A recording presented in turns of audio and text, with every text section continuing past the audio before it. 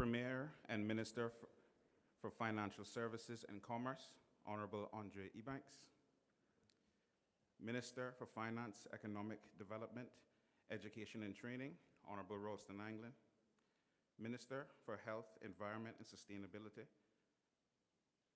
Honorable Catherine Wilkes. Minister for Social Development,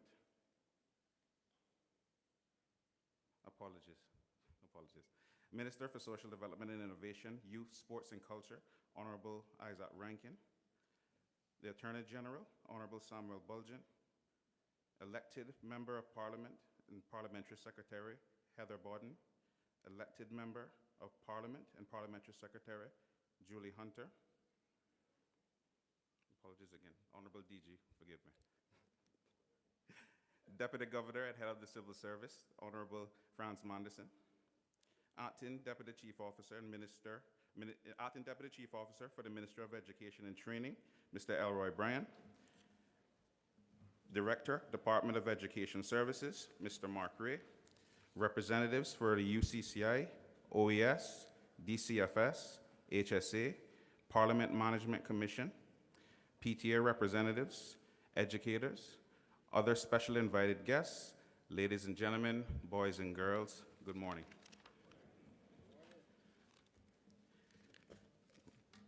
Also, good morning to the Cayman Islands and everyone else joining us here today, both online and in person.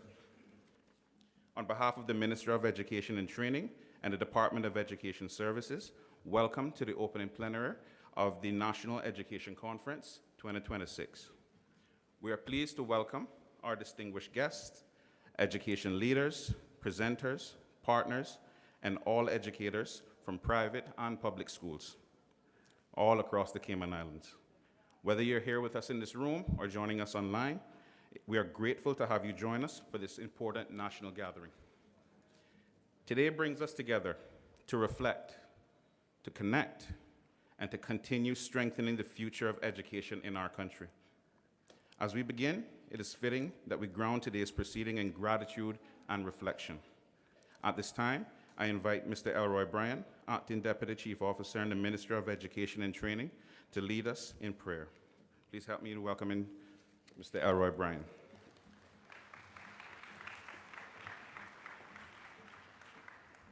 Good morning. Protocol having been established, let us go to our Father in heaven at this time in prayer.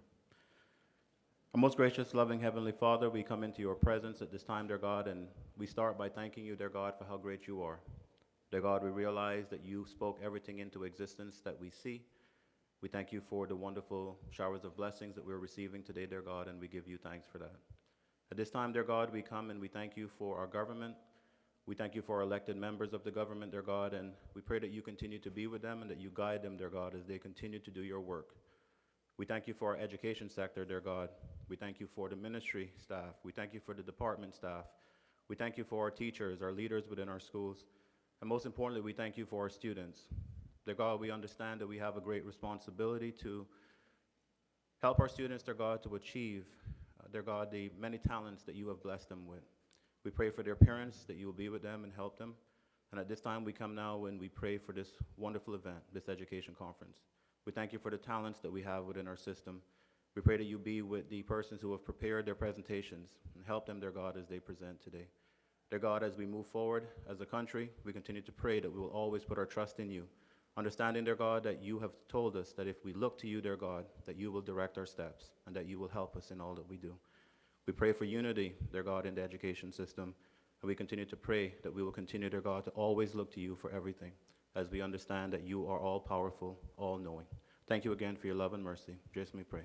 Amen.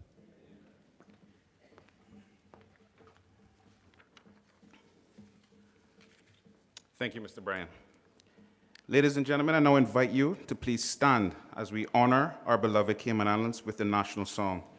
It'll be performed by Jamie Foster of John Gray High School, a talented young vocalist who will lead us in this moment of national pride. Please help me, join me in welcoming Jamie Foster.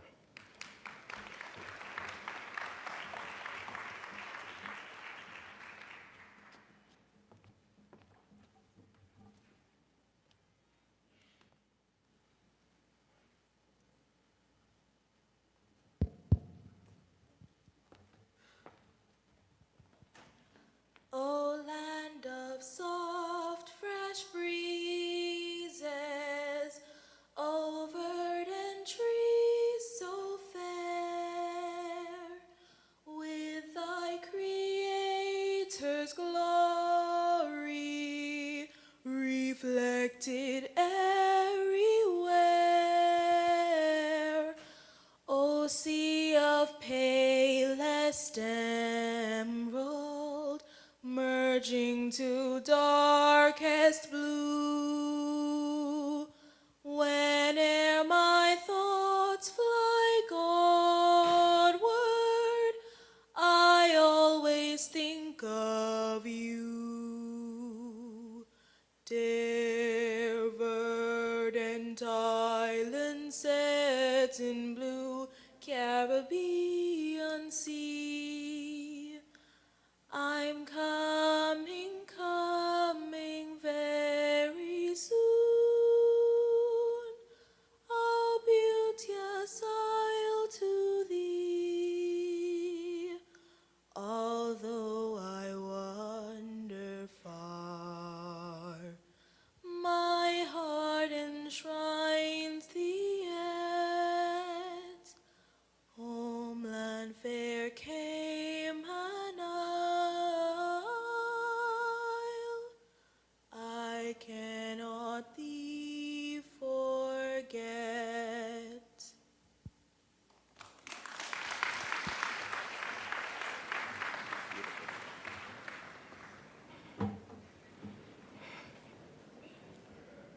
Thank you, Jamie, for that beautiful rendition. I think she deserves another little round of applause.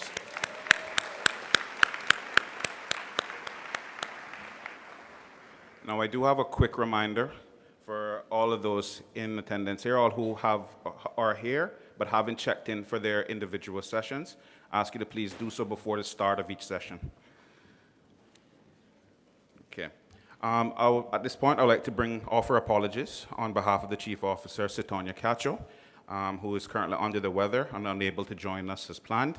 I know she very, very much wanted to be here and is pretty sure she's watching online, so just wishing her well in her recovery. But however, in her stead, I would like to invite Acting Deputy Chief Officer Elroy Bryan to offer remarks.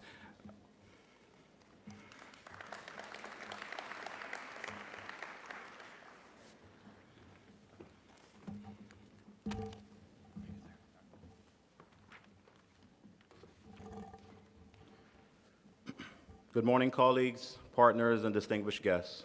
It is my pleasure to welcome you to the National Education Conference.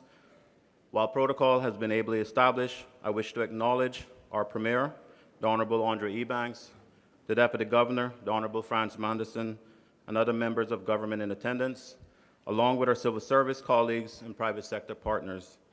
Your presence here today underscores a shared understanding that education is a national responsibility, one that is advanced through collaboration, strengthened by innovation, and measured by the impact it has on our people. I also wish to recognize our Honorable Minister for Education and Training, the Honorable Ralston Anglin, whose vision and leadership continues to guide our education agenda, and our keynote speaker, Dr. Sonja Halson-Alexander, whose insights will help frame today's discussions. I likewise thank our facilitators and presenters for sharing their expertise, and acknowledge our delegates because your engagement, reflection, and contribution will ultimately define the success and relevance of this conference. The Ministry of Education and Training is grounded in a strong belief that the meaningful progress occurs where innovation and inclusion intersect. When we create spaces for thoughtful dialogue, such as this, we open pathways toward a more responsive and forward-looking education system, one that recognizes diverse learner needs, embraces new approaches, and supports Caymanian learners from the earliest stages of childhood and throughout their educational journey. Throughout the day, we will explore education strategies and engage in conversation about inclusive learning experiences and innovative practices. These discussions are essential. The perspectives shared here will help inform policies and programs that move beyond intention and deliver real, measurable impact, ensuring equity, strengthening outcomes, and enabling every student to succeed. As we engage, I encourage you to challenge assumptions, seek new perspectives, and embrace collaboration. The challenges facing our education sector are complex, but so too is our collective capacity to respond with purpose, creativity, and resolve. Together, we can build an education system that is innovative in approach, inclusive in design, and impactful in results. In closing, I once again extend my sincere appreciation to each of you for being a part of this conference. Your dedication to quality education and your commitment to excellence are the forces that drive progress and lasting change. I am confident that the work undertaken here today will translate into meaningful impact for our schools, our communities, and the lives of countless young people. Thank you for being champions of education, and thank you for joining us. God bless.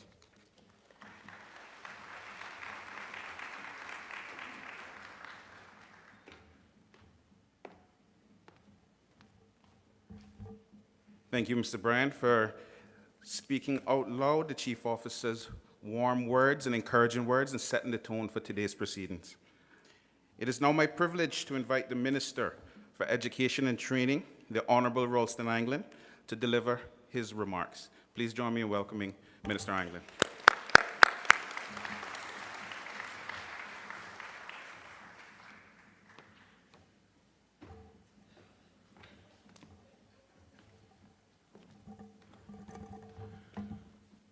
Good morning, everyone. I certainly wish all of you could see the view from up here. Today marks an important day for us. An important day where you, our deliverers of education services, come together in this fashion to ensure you continue to collaborate, you continue to innovate, you continue to include, you continue the journey for positive impact. Before I deliver my brief remarks, I want to apologize for Her Excellency the Governor, who just sent me a quick note saying she wished she could be here, but she had another engagement and was unavoidably absent. Also, want to ask you to say a quick prayer for our Chief Officer, Sitonya Cacho, who I know, in speaking to her a few minutes ago, is really feels, I think her not being here makes her feel worse than the flu that she has. But I know she's watching us online, so I know she's here in spirit with all of us. I want to also ensure that everyone knows that I've been hearing the rumblings that I'm not coming to school visits the way I did in my first tour of duty. But I'm happy to report, I think I see West End in the house. There they are. I'm happy to report that I have witnesses. The school tours have officially kicked off, and I started in West End just yesterday in meeting with the senior team and all of the staff there. And so over the next couple of months, I will be coming to every single school campus to ensure that I meet with all of the senior leader teams and every single one of you as practitioners to ensure that you have a direct voice in the journey that we're going to be undertaking together over the next 4 years to ensure that we put education squarely where it should be, the #1 national priority in this country.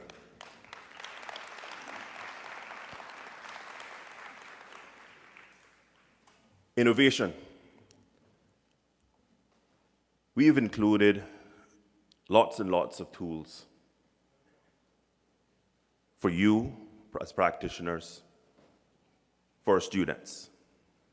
We've invested heavily in technology. We've just rolled out a new system that helps you better manage your schools, your students. We got a one-to-one device policy. We will continue to invest in technology.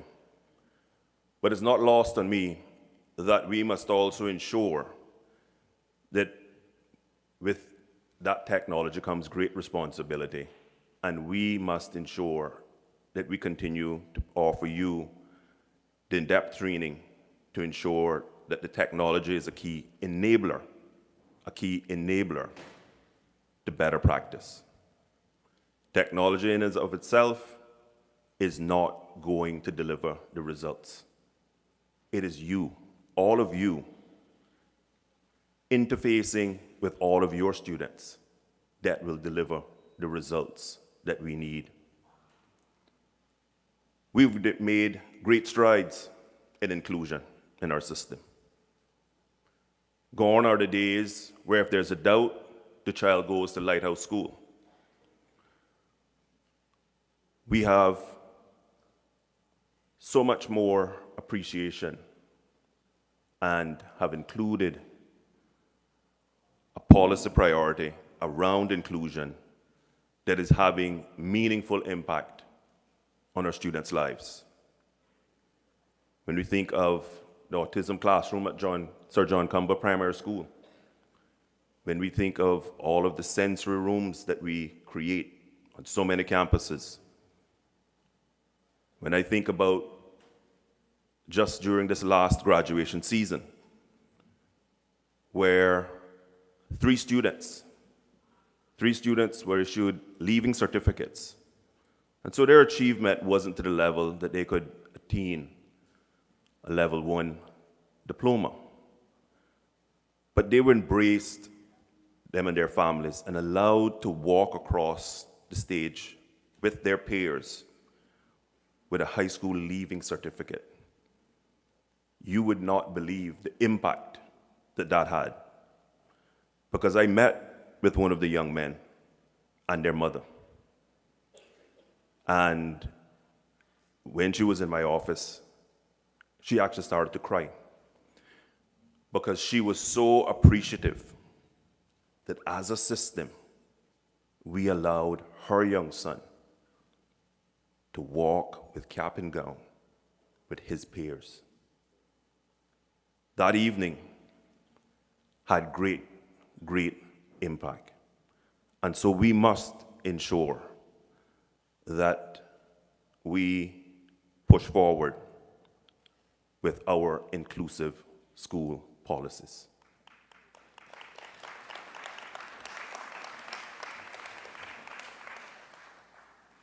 We are about ensuring that we assist families and this country in shaping and transforming the lives of little children to become responsible adults. You all have heard me say, we are not in the business of taking care of small children. We're in the business of creating responsible adults of tomorrow.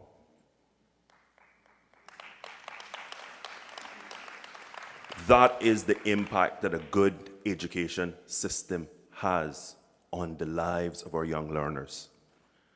And so those of you who are reception practitioners, please remember every day that in 13 short years, those small little children that are in your care are going to be either walking across a platform to receive their graduation certificate and going on to SciFec, going on to dual entry, and then in the blink of an eye, in the workforce. Those of you who are a little more seasoned veterans can tell your younger colleagues just how quickly that happens. And so in everything we do on a day-to-day basis, let us keep that at the center of our minds. That those young learners, before we know it, are going to be the adults of tomorrow, and a lot of them coming back and visiting you in your classrooms with their own children. And so we must ensure that as we innovate, as we be inclusive, that we are having the positive impact that our children deserve. I am confident. I am confident that in this hall, we have the people to make this happen.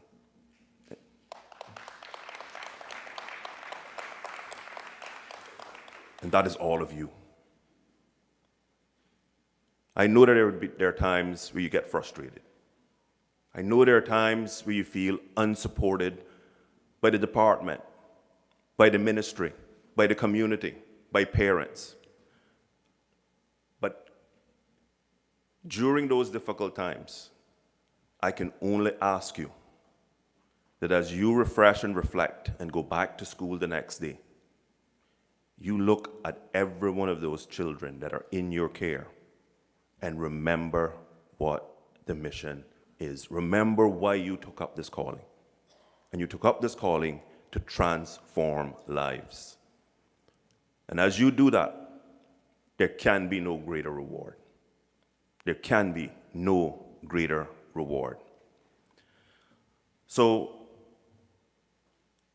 impact, that positive impact, has to be what we think about every single day throughout a school year. Those of you who know me know that a lot of my own lessons that I take with me in life come from my absolute love of music. And one of my favorite artists is Teddy Prendergast.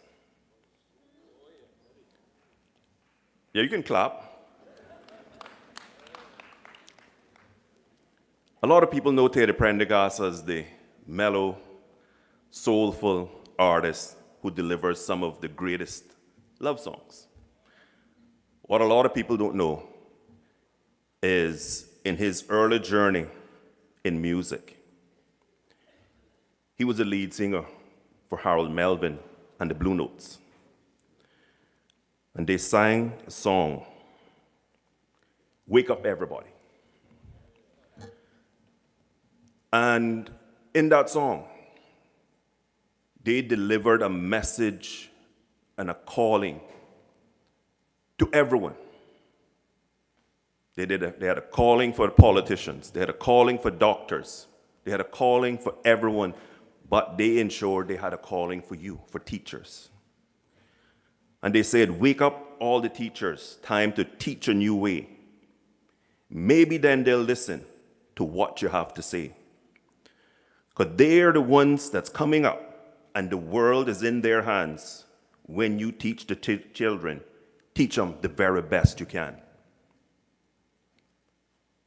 If you don't know that song, take an opportunity, either on a break or later this evening, and listen to it.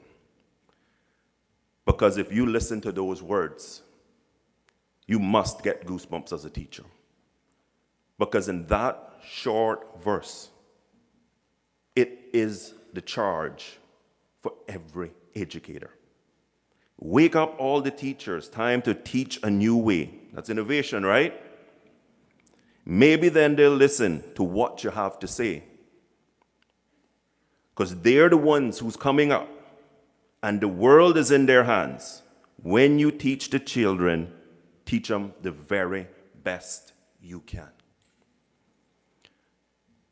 You also know that I get a lot of inspiration from Bob Marley. And in his song, Crisis,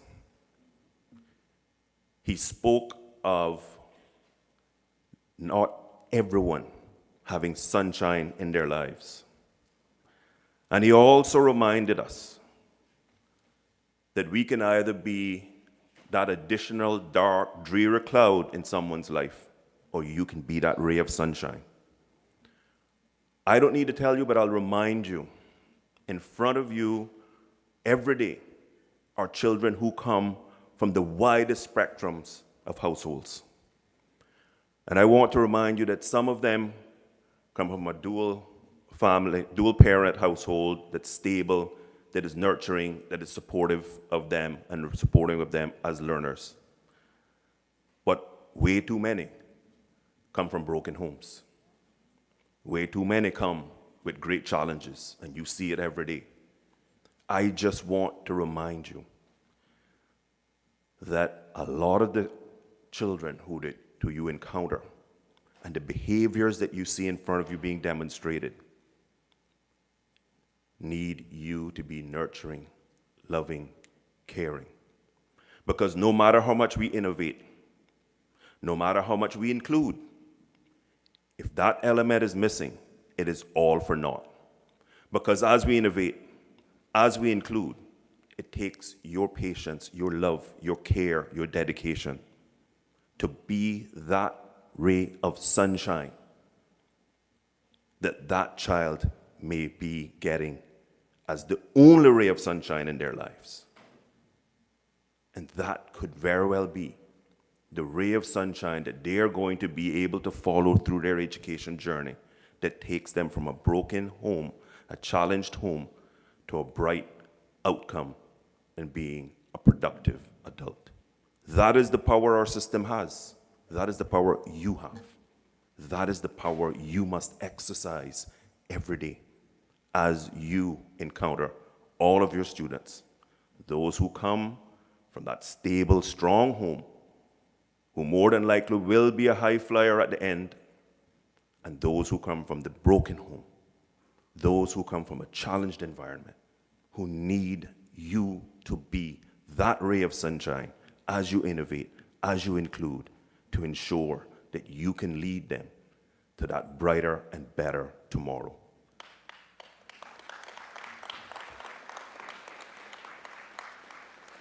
And so today, it gives me great pleasure to officially open the National Education Conference 2026.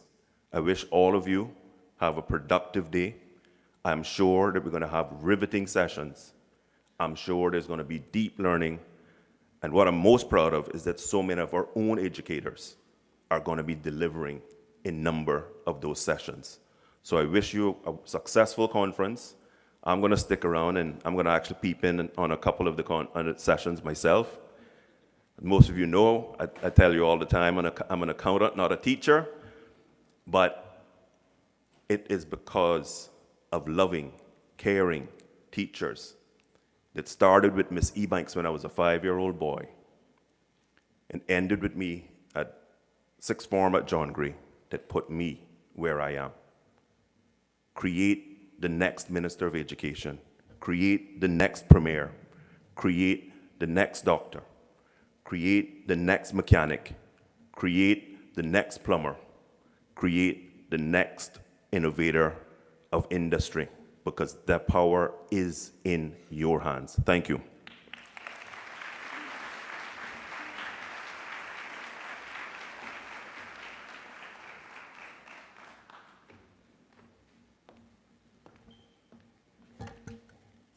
Thank you, Honorable Minister, for your remarks, your vision, leadership, and commitment you bring to the advancement of education in our country. If that doesn't get you going this morning, I don't know what will. Okay, ladies and gentlemen, before we continue, we're going to take a brief moment to share a little love, a little appreciation with those of you that are here with us this morning. Before you arrived today, a few seats in this room were discreetly marked with a special sticker. The sticker is going to be on the right-hand side, your right-hand side of your chair leg. If you spot that sticker, congratulations. You're one of this morning's winners. All right?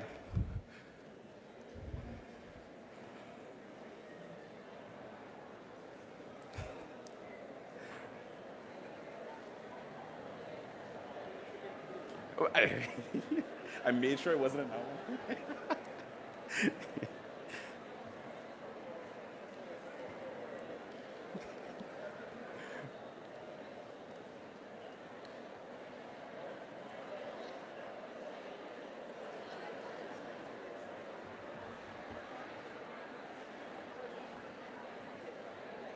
It's the front right leg of the chair.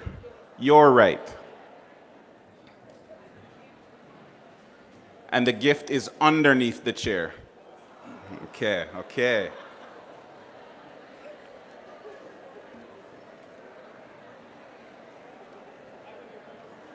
Check yours.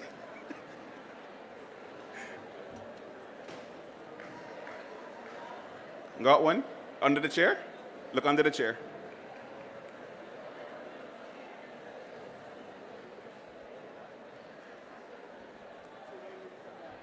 Huh?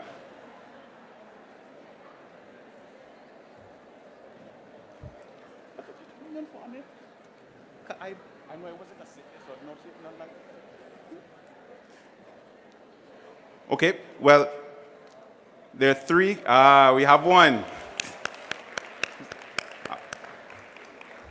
Awesome, awesome. Congratulations. And yeah, and the third.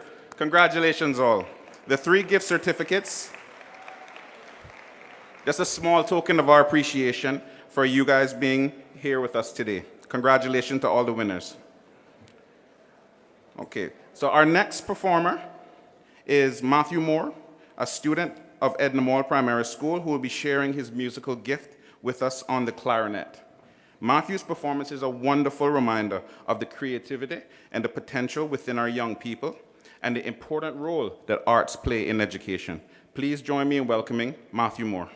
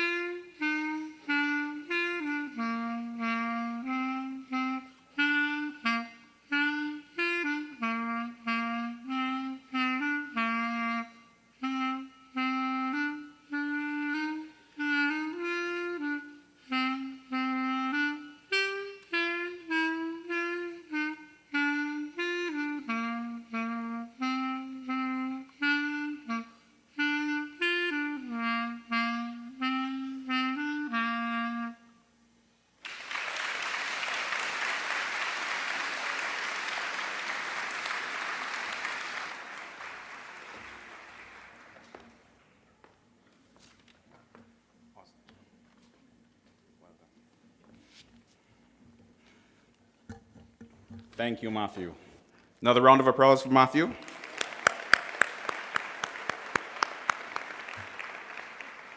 It's not easy getting here from Northside in the morning, so I appreciate him being here. To introduce our keynote speaker, it is my pleasure to invite Ms. Tammy Hopkins, Acting Deputy Director of the Department of Education Services, to the stage. Please join me in welcoming Ms. Tammy Hopkins.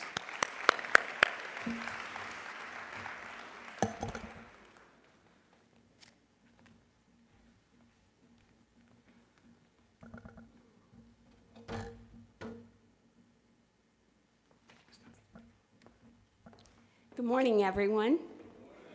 It gives me great pleasure to introduce our keynote speaker for our National Education Conference. Dr. Sonja Hollins-Alexander is a senior consultant and best-selling author for Corwin Publishing. During her time at Corwin, she has served as a Director of Professional Learning and Vice President of Global Professional Learning Services. She has been in the field of education and publishing for 30 years, with 16 of them being in education leadership at the school, district, and higher education levels, and 11 of those being in educational consulting and publishing. During this time, she has served as a school social worker, teacher, assistant principal, principal, coordinator, director of professional learning, and chair of staff, serving in 2 metro Atlanta, Georgia school districts. She continued her professional beyond K through 12 as a senior consultant for professional development firms and independently. She has also served on numerous United Way nonprofit boards and served as the board president for Learning Forward Georgia and as a member of the national affiliate Leadership Council for Learning Forward. Through her professional journey, she has had experience in strategic planning, policy development, stakeholder communication and engagement, instructional and curriculum design, facilitation of adult learning strategy, executive leadership, coaching, and conference facilitation and design, and has served on numerous quality assurance teams with the Cognia School Accreditation and Certification Organization.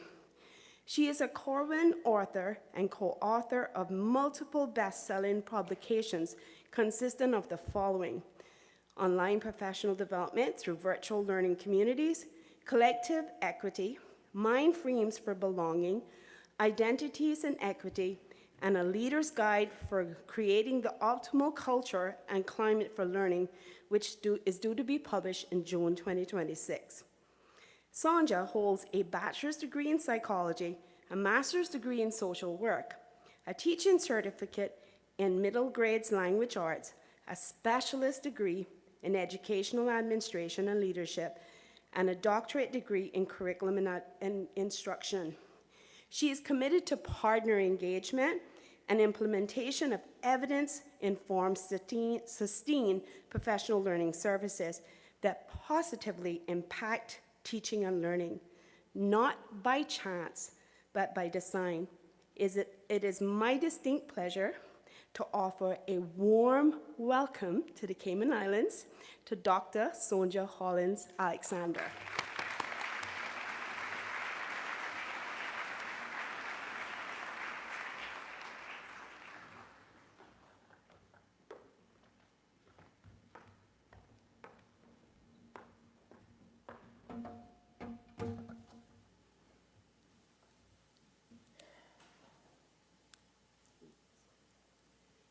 Good morning. That was a little bit much.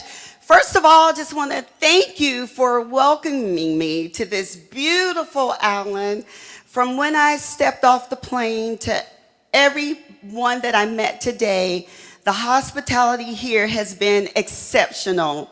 And I really appreciate the opportunity to be before you, distinguished educators and honorable guests. I really appreciated what I heard Honorable Anglin sharing a moment ago about us being a ray of sunshine. And so what I know is that there are several rays of sunshine that are sitting in the audience. And so today, as I am before you, my hope is that I leave you feeling impacted and knowing that creating this sense of belonging, not only for students, but for yourselves, is so critical to making sure that we're innovative, that we're inclusive, and most importantly, that we make an impact. And so, as you heard my career, I would say to you that my journey has always been about advocating for teachers and for students. I would describe myself as having an advocate's heart. I don't believe that there's any profession better than the one that you are in. So before I get started, yes, give yourselves a round of applause. We give a lot of ourselves because we choose to, and we educate the future and we educate the world. And so this morning, I'm going to give you some evidence of how you can continue to make the impact that you've been making with students. And I know that you will leave here feeling confirmed and confident about who you are. Okay, oops, went a little fast. So, the work that I have been doing and the writing that I have been engaged in is very much based in evidence and in research.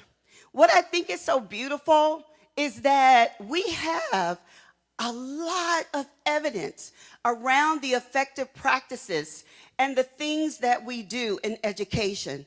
Our job is to make sure that we make the right decision so that we can make the impact that we desire. And so as I set off on this journey, really focusing on belonging and culture and climate, identities and equity, many people would say to me, well, Sandra, that's just a bunch of fluff. But I am here to tell you that creating a sense of belonging, elevating the identities of the students you serve, and making sure that they are valued and validated in the classroom will improve academic achievement. But even so, I want you to know that for yourself, that creating communities where you work with your colleagues and you elevate the interests and the ideas that you have will also create that sense. So when we think about the visible learning research, Professor John Hattie has spent his entire lifetime looking at evidence and the practices that not only make an impact in teaching and learning, but those that make the greatest impact. By a show of hands, how many of you are already familiar with the visible learning research?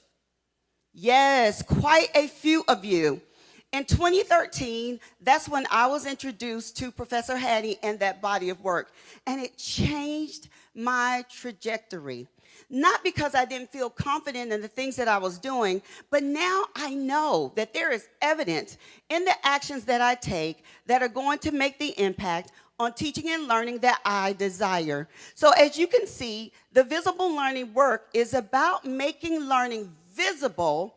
We can see it, you guys. Making it visible not only to our students, but making it visible to you every day in your classrooms.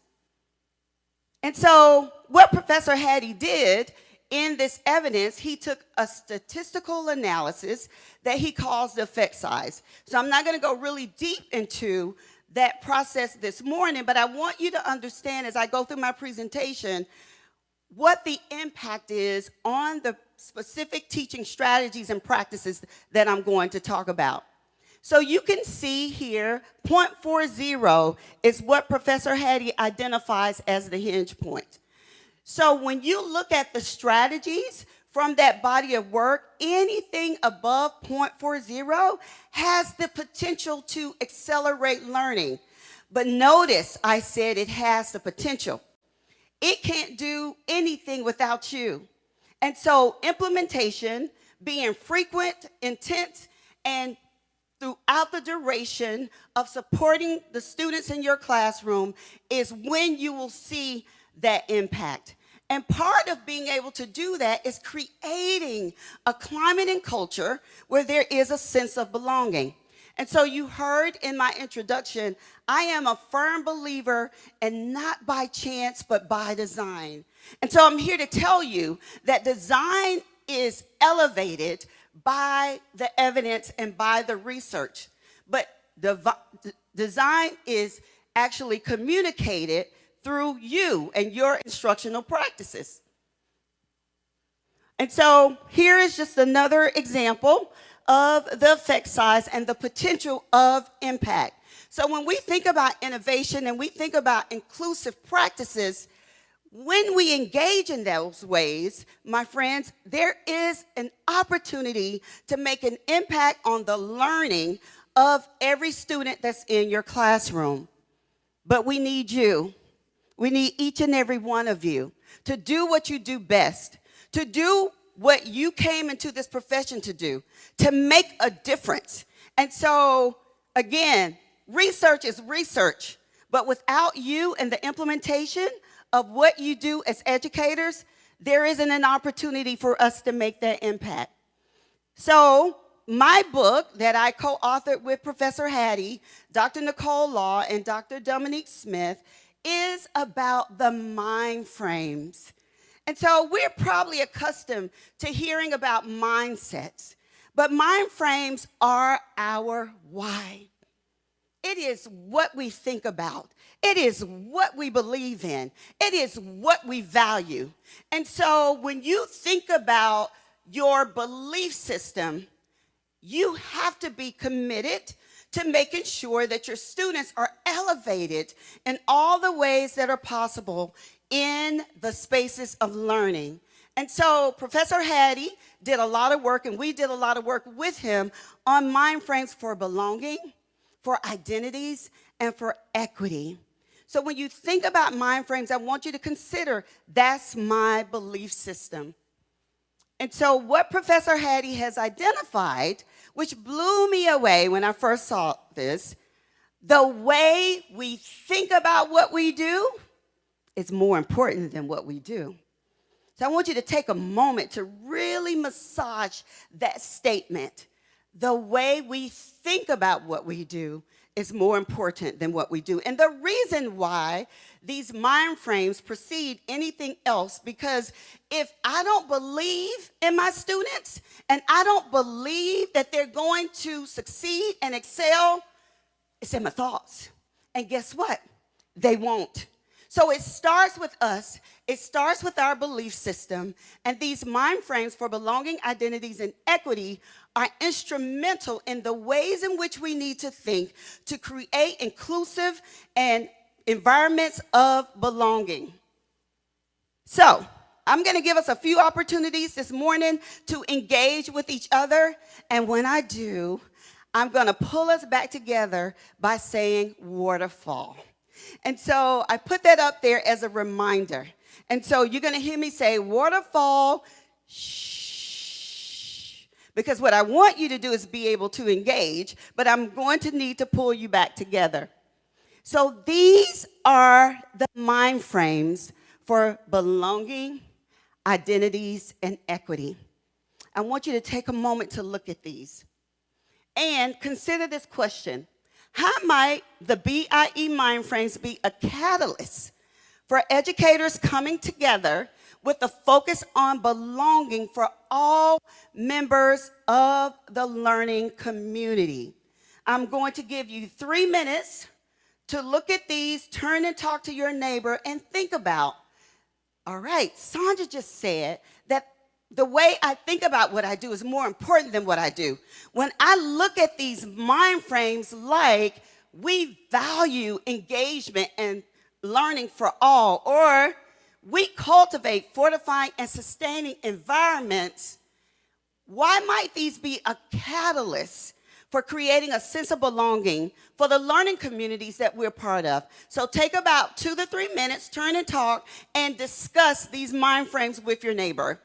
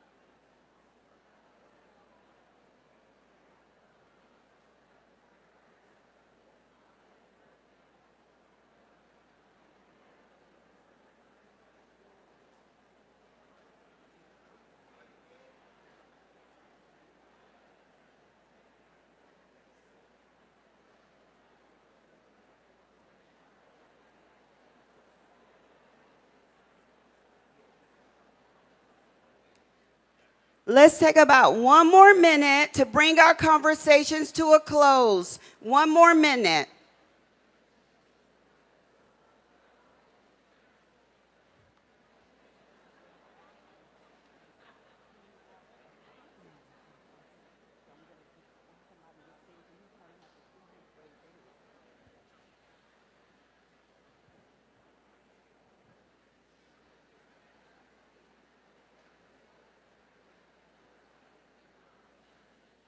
Okay, let's come back together. Waterfall. Shh. Awesome. So, I see just a ray of sunshine out here before me. I would love for one person to just identify what was part of the conversation you had with your colleague. And I have a mic here. And so if you could just stand, and I'd like to hear, what did you discuss around how these mind frames can be a catalyst for creating a community of belonging? Oh, I know you're brave. And I heard lots of conversation.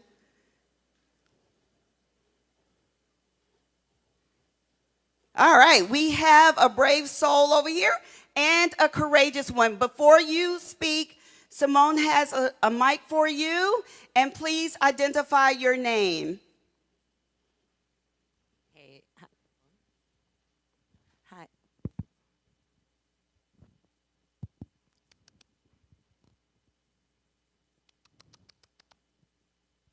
Hey, good morning. I'm Angela Scott from John Gray High School. As we were talking, my partners and I, it's all about relationship building, being open and communicative and loving throughout whether we're working with our own children in the classroom or our coworkers. It's about being open and loving and communicating. I love that, Angela. Spot on. Yes, give Angela a round of applause. And Angela, I actually work for a publishing company. So I want you to go to the Corin website and pick out any book of your choice for being that courageous person. Thank you so much for sharing. So I need to bring Angela up here on the stage with me because she got it right. Relationships are critically important to making sure that we are able to actually exemplify the things that are identified in these mind frames. So when Professor Hattie, Nicole, and I worked on these mind frames, we did a Delphi study. But basically, we assessed people from all over the world to inquire and ask them, what would educators need to do to create that community and that culture of belonging? And so the analysis came up with these 10. But you will notice that intentionally there is the term we, because this work cannot be done in isolation. We have to do it together. So when you think about that, I want you to consider teacher-student relationships, Angela. Back to effect sizes. Remember, 0.40 is the hinge point. Anything above that has the potential to accelerate learning. So when you build relationships with your students, the effect size is 0.57, which is above the hinge point. So student-teacher relationships is not a nice to have, it's a need to have. So when we think about relationships, they fuel learning for our students. Rita Pearson, who we'll see a little bit later, said that kids don't learn from people they don't like. And I want to make it clear to you, it's not people who don't like them, it's people they don't like. And the only reason our students feel that way about us, because we haven't created a community of belonging. Oftentimes, they don't know if their teacher or the educators they work with know about them, love them, care for them. So relationships are important. And they're not extra, they are essential.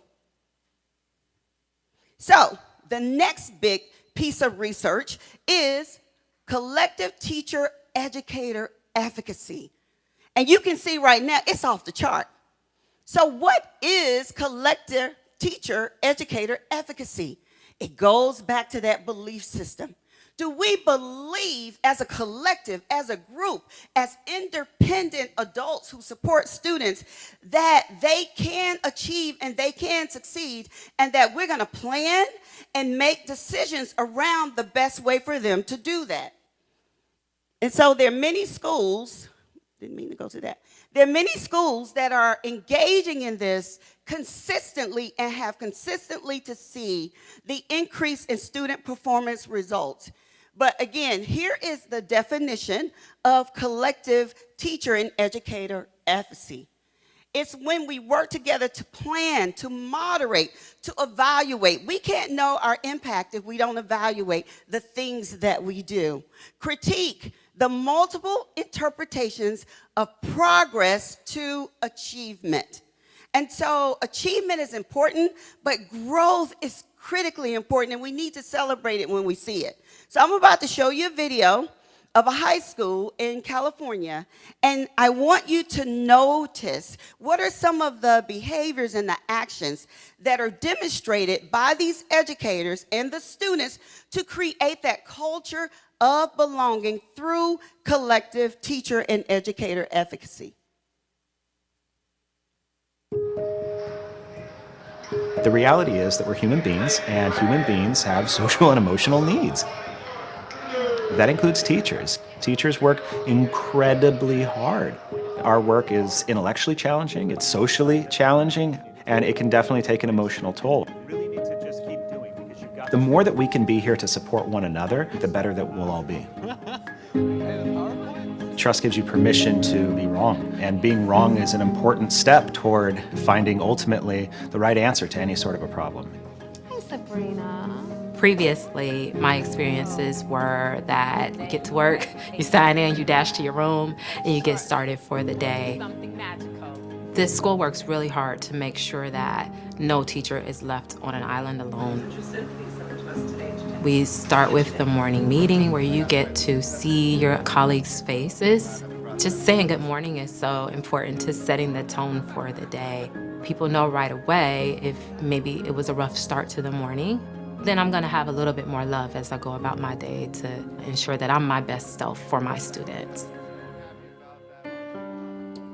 In every educational setting, we talk about modeling and modeling the dynamics of good relationships. For students to see that within us helps them to know how to interact with people that they come in contact with as well. They make me feel like I matter. They make me feel like they don't just care about me because they're teachers and they care about, straight A's. They care about me as a person and my well-being. So I feel like that's why we behave better. It makes me want to respect them back. I know that I'm at my worst when I'm in isolation, because I'm only as good as me. The moment I start to have others to collaborate with, now that we're a collective, we can rise further together. Something that we've been working on for a couple years is our professional learning communities. It truly is a collaborative experience where we are working together to problem solve things that are happening in each other's classrooms. It can be very vulnerable, bringing your practice out and putting it on display for all eyes to see, but it's a necessary part of improvement, and we trust each other to give honest feedback, but also growth-producing feedback. We recognize that by one of us getting better, we all get better. As a math teacher, I want my students to have a fantastic English experience. I want them to have a fantastic science experience. All of those things are things that I can leverage in the math classroom. Everyone supports you. That support really pushes you to grow, to be a better person. They've pushed me to take a lot more classes than I would have done otherwise. Sometimes I could be a little lazy, but the teachers are always on you. And when they're on you, you gotta push forward, and that's what happens. You push forward, you get rewarded. Very nice. Every single day, in addition to a content learning intention and a language learning intention, we have a social learning intention. And the purpose of that shifts from day to day. We're building culture from the ground up.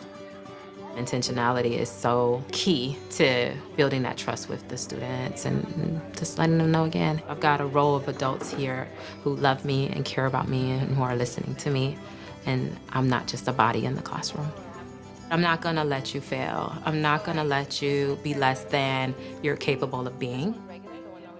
When students know that they're cared about and know that they're loved, it gives us a reason to come to school. We feel like we have something to come for. This school is awesome, and the relationships that you build with teachers just makes you want to elevate yourself to that next level. It's the greatest school in the universe, you know? And that's just really cool. So take a couple of minutes, turn and talk to your neighbor, and identify any actions that you observed in this video and what might be something you can take back to your learning community to be on that journey of inclusive and belonging support. So take a couple of minutes and I'll bring us back together.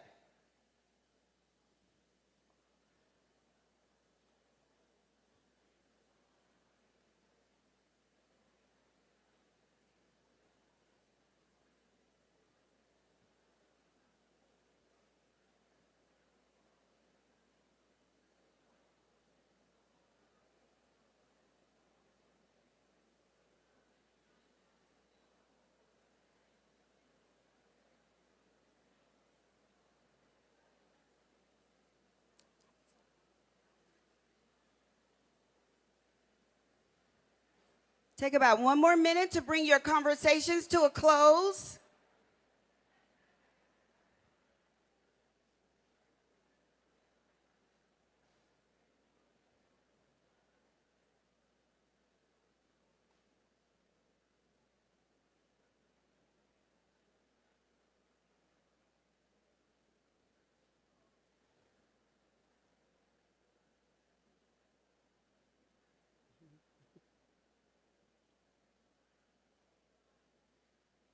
Okay, waterfall. Shh.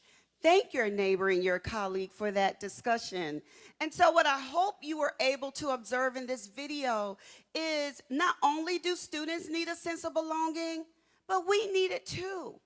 And the way that we do that is to depend on each other. It's to come together as a collective and to plan. Isolation isn't good for any of us. And guess what else? When we come together in those ways, our students see it. They see the modeling that we're doing as adults for the behaviors that they will then choose to take when they become adults. So I hope in that video you were able to take a few actions that you might be able to take back to your schools. And then the last piece of research that I want to bring forward to you is belonging. Who would have ever thought that belonging was evidence-based? We all want to belong. Perhaps we know what it feels like when we do and when we don't. And so a sense of belonging has the ability to impact a student's performance and learning at 0.46, again, above the hinge point. So it's not a nice to have, it's essential. So when we think about belonging, right here, teaching the whole child is not possible without creating a sense of belonging for all learners, not for some of the learners, not the ones that sometimes come into our spaces and they feel easy to love. It's for all the learners. And so when we talk about teaching the whole child, it's not just academics, but it is that social and emotional piece as well. But belonging allows for academic and social and cognitive opportunities to flourish and thrive. Belonging changes everything. Think about it. If you were sitting in this room right now, and maybe you are, and I hope not, because I certainly have felt a sense of belonging. But think about it. If you were sitting in here learning and you didn't feel like you belonged, would your mind, would your body, would your soul, would your spirit be ready for the academic rigor that perhaps you're going to receive throughout this day? And so belonging changes everything in a classroom environment. So we're going to zero in on the mind frames for belonging. You saw all 10 of the mind frames earlier. Those were reflective of belonging, identities, and equity. And so the 3 mind frames for belonging is we strive to invite all to learn. We evaluate engagement and learning for all. So we need to know our impact. Are all of our students engaged? Do they feel that sense of belonging? And then finally, back to that collective efficacy, we collaborate. And not only do we collaborate, but our students collaborate with each other to learn and thrive. Belonging is collective. It is how we come together. It is how we feel when we come together. So, I hope right now you have a sense of belonging, and as we go forward, you understand the critical opportunity for creating that for each and every student in your classroom, because every student deserves to belong. How do we create belonging, though? You've seen some actions of how we create the collective, but how do we provide affirmation and support and value and validation to our students so that they know that they belong? Do you know your students? Do you know them? Do you know their interests? Do you know about their families? Do you know what makes them happy? Do you know what makes them sad? Do you know what happened on the weekends? And better yet, do you know your colleagues? Do you know the sister or brother beside you that's doing the same thing that you're doing? Do you tap into their funds of knowledge? Do you seek to be a collaborative?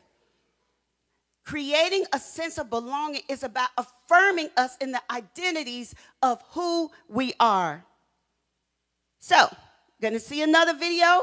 This one is to focus on belonging. So what I'd like for you to do is, what specific practices about belonging did you observe and learning about from the video, okay?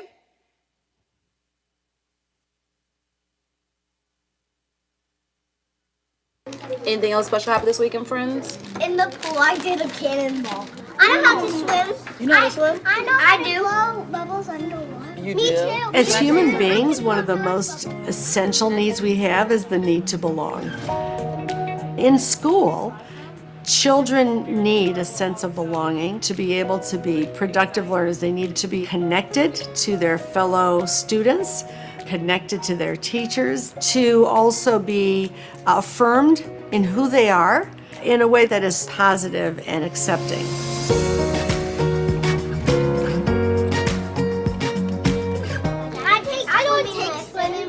In a belonging classroom, there's a community being explicitly built.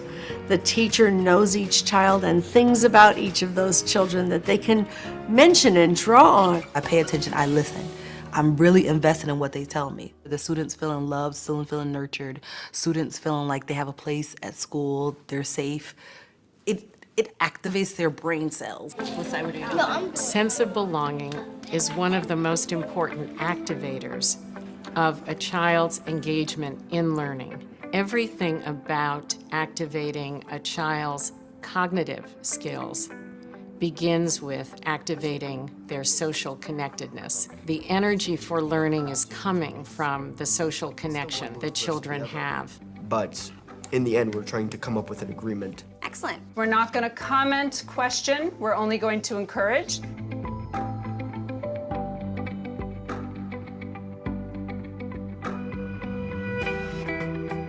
Because they're culturally and linguistically diverse students, I want to really make sure that we are making them feel connections.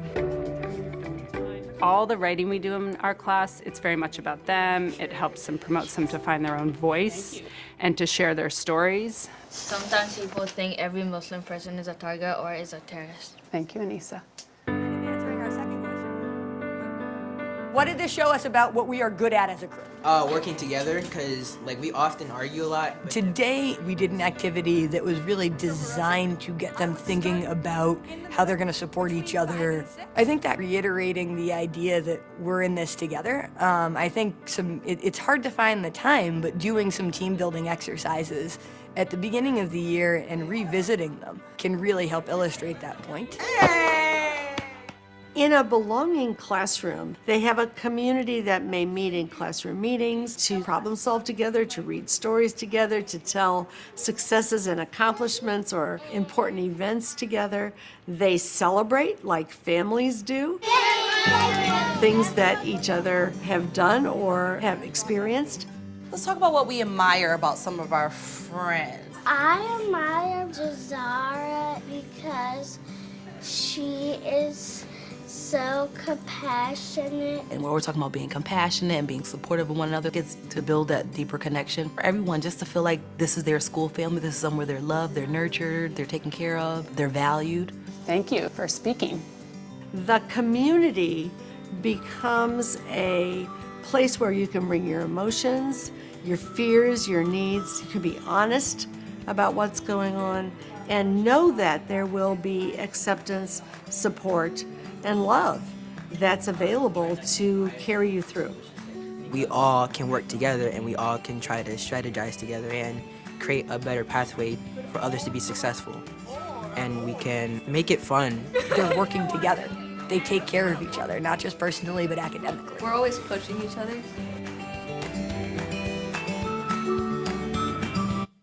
So take 3 minutes, turn and talk to your neighbor or a new neighbor on the other side of you, and identify what were some specific practices you were able to observe where these teachers created a sense of belonging and the students in their classroom. And then we'll come back together.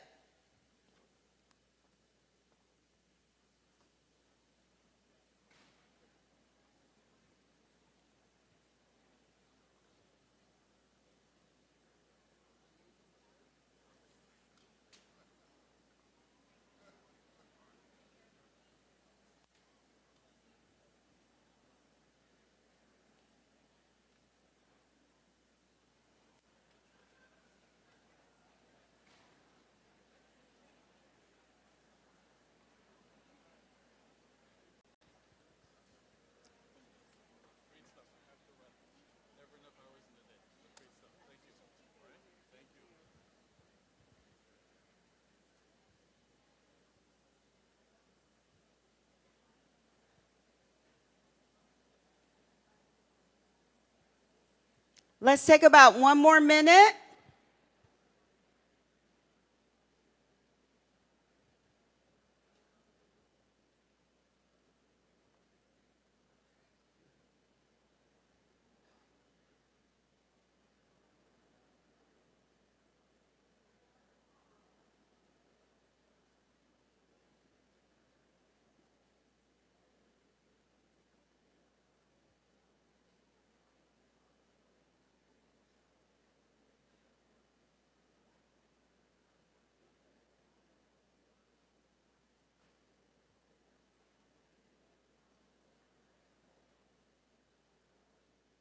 Okay, let's come back together. Waterfall. Shh. All right, I love another brave soul, another courageous soul to collaborate with me and all of your colleagues in this room regarding a practice you saw or something that you feel like you can take back to your classroom tomorrow. Just raise your hand. Yay, we have one here. So if you could identify your name. Good morning. My name is Deborah Power-Zergat. Yes. I'm a librarian in Cayman Islands schools.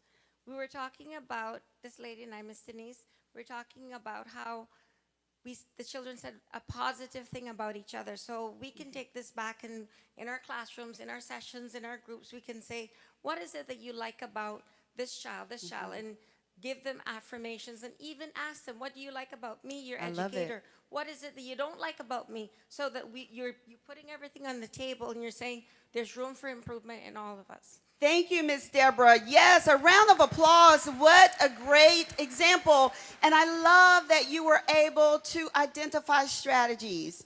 And so at the end of the presentation, you're going to see my email address and you can select any book of your choice, okay? All right, so we are learning and we're gaining new knowledge about how to create a culture of belonging and that sense of belonging. And so as we continue, what we need to know, though, because we do have students and families, as we heard earlier, that come from many challenging backgrounds. What we can't do is point the finger at their families, at each other. Remember, we're collective. We're all in this together, and our belief system, our mind frame is we can engage every student that we support. And if we believe that, if we think that, then our actions are going to lead us to that. So, just so that we remember, what are our jobs? Our jobs as a collective is to come together and teach the students we have, not the ones we would like to have, not the ones we used to have, but those that we have right now. And guess what, everybody? They're waiting on you. They know that you're their champions. They're looking to you to bring them into this learning community, to engage them, to uplift them, to support them. And so that is our job as a collective. So let's update, let's unlearn some things, and let's refine and let's reconsider. One, caring adult matters in the life of a child and in the life of a colleague. One caring adult. And I believe that each and every one of you is that one. And so when you are a caring adult, it says, I am here for you. You matter. And I am committed to your learning. I'm going to scaffold. I'm going to utilize different strategies because I believe and I know that you can get there because of my commitment. And I'm going to reach out to my colleagues all over the ministry. I'm going to get resources. I am going to collaborate. I'm going to institute collective efficacy because I am that one adult and I want you to know that you matter. Yes. So the secret ingredient is what Miss Angela shared. Teacher-student interactions create visibility because I see you. Thank you, Miss Sonja. I see you. I see that you care. You're here in the room. You're helping me when I struggle. Trust. Trust is built on honesty and commitment to your actions. So I can trust you if you do what you say you're going to do. So if you believe and you're committed to my learning, then when you come to school every day, that's what you're going to do. And you're not going to give up on me. And so I trust you when you do that. And identity affirmation and a community that believes in them. We know that teacher-students relationships multiply. This is research, multiply, and the likelihood of students achieving. Not our content knowledge, although that's important, because we do need to know what we're teaching about. Not what school we went to, not the neighborhood we're from, not the church we go to, but our relationship with that one student can change the trajectory of their lives. And so Rita Pearson has encouragement for all of us. And so as I bring this to a close, I want you to channel your inner Rita Pearson when you go back to your schools. I have had classes that were so low, so academically deficient that I cried. I wondered, how am I going to take this group in 9 months from where they are to where they need to be? How do I raise the self-esteem of a child and his academic achievement at the same time? One year I came up with a bright idea. I told all my students, you were chosen to be in my class. Because I am the best teacher and you are the best students, they put us all together so we could show everybody else how to do it. One of the students said, really? I said, really? And I gave him a saying to say, I am somebody. I was somebody when I came. I'll be a better somebody when I leave. I am powerful and I am strong. I deserve the education that I get here. I have things to do, people to impress, and places to go. And they said, yeah. You say it long enough, it starts to be a part of you. So, when you go back to your classrooms, I want you to channel your inner, your inner Rita Pearson. Every student deserves a champion. Every student deserves a ray of sunshine. Every student deserves a caring adult. Every student deserves the commitment that you agreed to when you became a teacher. And I believe that each and every one of you educators, you're that person. You're that caring adult. You're the secret ingredient. And without a doubt, as we focus on innovation, inclusion, and impact, there is no better person to make that happen than each and every one of you. I believe in you. I want you to start believing in yourselves as a collective. I want you to come together and plan and make adjustments and do the things that you know how to do to uplift your learning community and create that culture of belonging. And so before you go, from a learning perspective, if not us, this is John Lewis. He comes from the great city that I am a part of. I've had multiple opportunities in his lifetime to meet him. He is always an inspiration. If not us, then who? If not now, then when? Now is the day. Now is the day for you to make that difference. Now is the day for you to create a sense of belonging. And I have no doubt from everything that I've learned about this amazing island, this amazing country, that everybody in these chairs is the right caring adult. Yes, time to get in some good trouble. Yes, that is the good trouble that we want to get in, that we chose, the profession that we chose. It's not easy. It's never easy, but things that are worth it, and I know y'all have heard this before, are never things that don't come with a challenge. But guess what? You've been chosen to be the ones to take on that challenge. There is confidence in you from your leaders that you're the right group to be able to do it. And I know that you are. So when you leave me, make sure that you give some feedback, some love, because I want to be able to continue to go and speak to amazing people such as yourself and continue to encourage and to motivate you. You got this. You can do it. You will do it. You will create that culture of belonging. And I thank you for your time.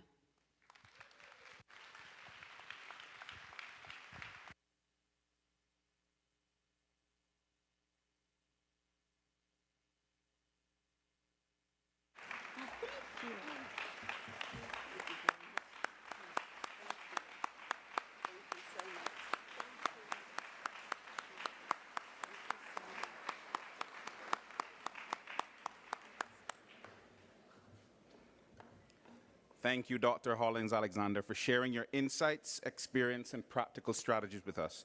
I think I could speak for the room and everybody online that we all found it truly inspiring. To everyone watching online and across the Cayman Islands, thank you for joining us for the opening plenary of the National Education Conference 2026. We are grateful that you took the time to be a part of this important national conversation on education, growth, and opportunity. To our educators and conference participants here today, on behalf of the Ministry of Education and Training, thank you for your commitment. Thank you for your commitment, your passion, your willingness to lead, learn, and collaborate.